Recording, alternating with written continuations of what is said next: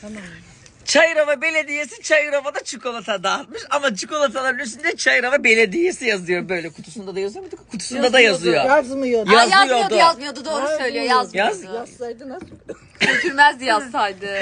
Bizde de Çikolata var. marka çikolata var. Markasını söylemiyorum. Neslihan Hanım o bizdeki marka çikolatası kutunun altına o Çayırova Belediyesi'nin çikolatalarını dizdi. Üstüne de bizdeki markalı çikolatalardan birer tane Onu koydu. yeni paket yaptı. Ağzını da bantladı. Yemin ediyorum aynı sanki dersin ki çikolatacı pastane çikolatası yaptı. Çikolatanın ilk sırası marka altı Çayırova Belediye.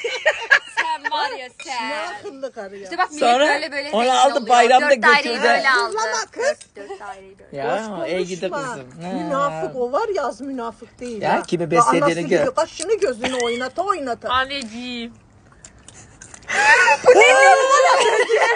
Az önce